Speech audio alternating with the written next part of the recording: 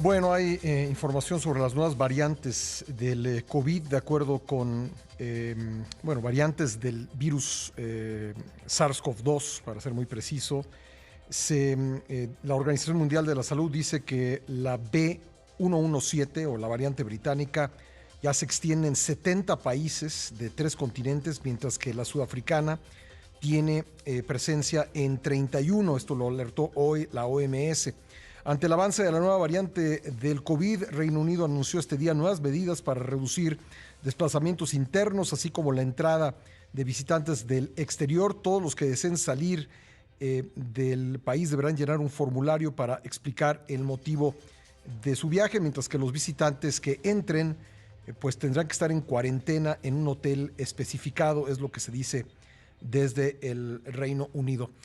Bueno, vamos a platicar, como hemos ya hecho en otras ocasiones, para actualizarnos, para tener información pues de último momento relacionada con las investigaciones sobre el COVID-19 con el doctor Eric Feigl-Ding, epidemiólogo de la Universidad de Harvard, quien nos acompaña hoy, como en otras ocasiones, y se lo agradezco por audio y video. Dr. Feigl-Ding, thank you for being again with us today.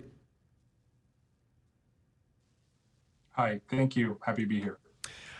I was reading on your Twitter account, Doctor, yesterday about this new research regarding the possibility that coronavirus may stay in patients' brains for a larger time than it stays in their lungs or other organs. How important is this discovery? Well, I think it's a very revealing discovery because it shows the potential for why people have symptoms from COVID for a long time. We call it long COVID. And many people have lots of things like brain fog, brain fatigue, and other organ problems for many, many months after they recover. And I think it just shows that the virus can hide in your brain and central nervous system for a much longer time, even after you fight off the virus. Bueno, le preguntaba al doctor Feigl-Ding respecto de una investigación de la Universidad de Georgia que muestra que el coronavirus puede alojarse en el cerebro de las personas, quedarse ahí por un tiempo incluso más largo del que permanecen los pulmones u otros órganos, y eso explicaría, de acuerdo con esta investigación, por qué pues hay personas que pueden recaer en la enfermedad o tienen consecuencias en el pensamiento, en funciones cerebrales, cansancio, falta de concentración, incluso ataques de pánico. I was telling the audience, Dr. Feigl-Ding, that this probably is the reason why there are some consequences, as people have shown panic attacks after having been sick from COVID. Yeah, there's a lot of symptoms of long COVID. And panic attacks is just one, but I think the main one is brain fog. There's other studies that show people who've been hospitalized or at severe COVID actually have 4 to 8 point IQ decline after they've suffered and recovered from COVID. Very significant. 8 points is equivalent to 10 years of cognitive aging as well. So this is why we need to avoid the virus. And your brain system has an immune system that's separate from the rest of your body. And that's why in the mice, they found 1,000 times higher virus levels than in the lung after you recover. Bueno, me dice que efectivamente las personas que tienen una larga convalecencia por COVID, pues tienden a desarrollar falta de concentración, incluso pueden perder entre 4 y 8 puntos de coeficiente intelectual, y esto equivale a 10 años de envejecimiento cognitivo.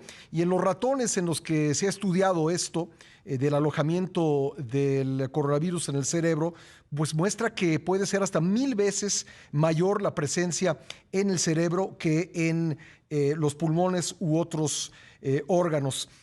Now, Doctor, I would like to ask you also about an information that I was giving the audience before we started speaking to you regarding the extension that the new variants of SARS-CoV-2 has been showing in many parts of the world.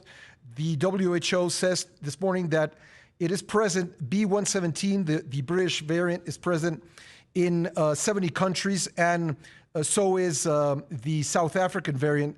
What can you tell us about these new variants, and do you think it is accelerating contagions around the world?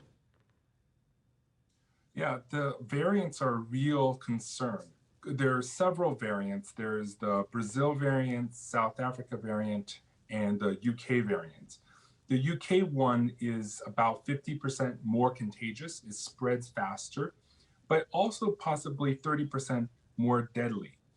And then meanwhile, the South Africa and Brazil variants, they share this dangerous mutation that can actually evade the immune system of people who were previously infected, which means you're at risk of being reinfected with this new virus because your immune system does not protect you even though you had the previous infection, COVID infection. And that is a serious concern. And for a vaccine, it will still work, but it might be a few points drop. And that's why Moderna is working on a booster potentially for this. And this is why these variants are so dangerous. Reinfection risk for Brazil and South Africa, and the higher contagiousness for the UK one. Bueno, le preguntaba al doctor Feigl-Ding respecto a las nuevas variantes, la información que comentaba yo con ustedes antes de comenzar a hablar con él, y me dice que pues sí es un tema de preocupación, que la variante británica, la B117, se ha demostrado que es más contagiosa, hasta 50% más contagiosa, y probablemente sea también 30% más mortífera. En cuanto a la sudafricana, dice que tiene la capacidad de evadir al sistema inmune de las personas que ya se habían contagiado de COVID, y esto está llevando a la pregunta de qué tan eficientes serán las vacunas, y por eso Moderna está haciendo pues un reforzamiento de su vacuna habida cuenta de estas nuevas variantes. Doctor, when you say that the UK variant could be 30% more deadly, is this just because it is more contagious and has potentially the possibility of killing more people, or does this variant also attack other organs than the previous variant, or why is it more deadly?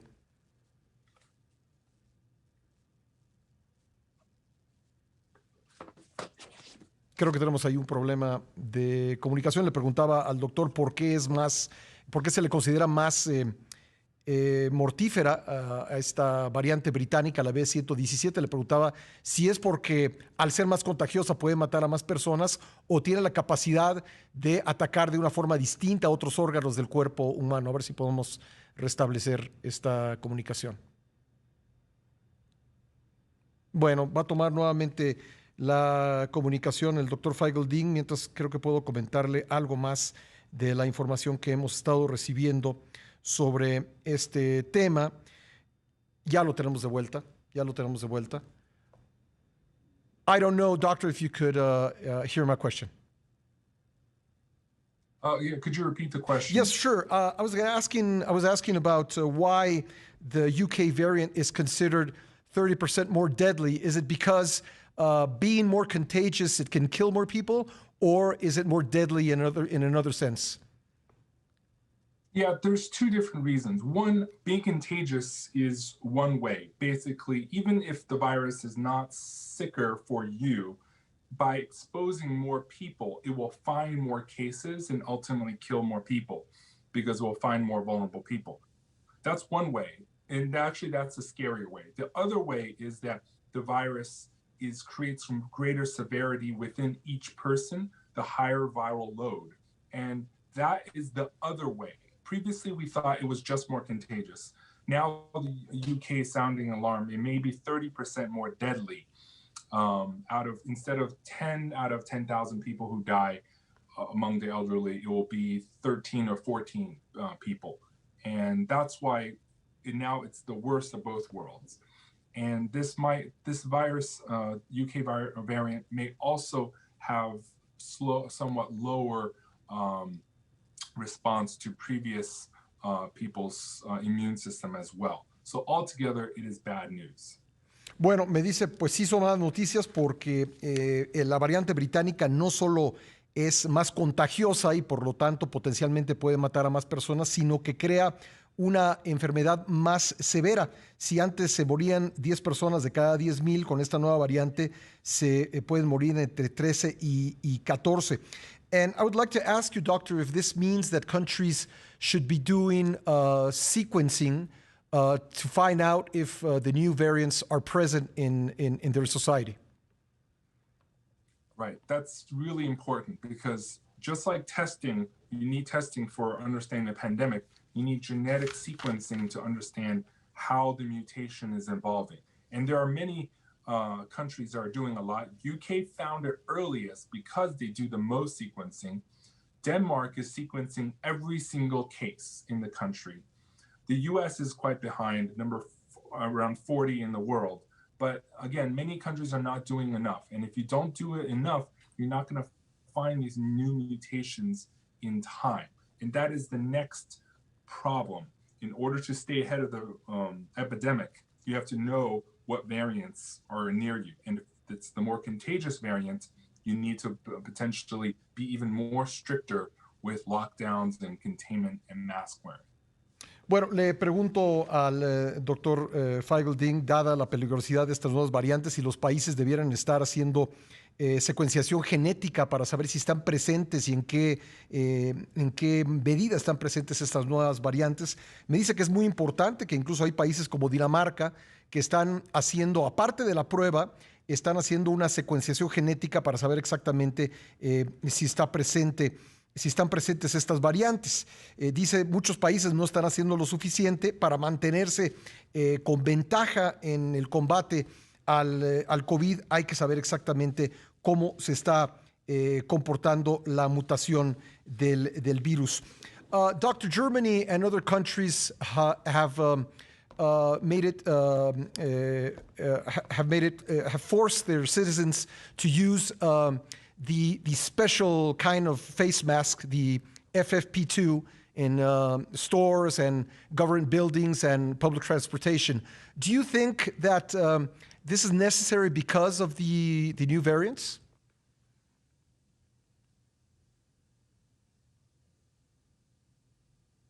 Creo que nuevamente tenemos problema ahí. Le preguntaba yo al doctor Feigl-Ding de la decisión de Alemania de obligar a sus habitantes. A ver, ya lo tenemos. Doctor, could you hear the question?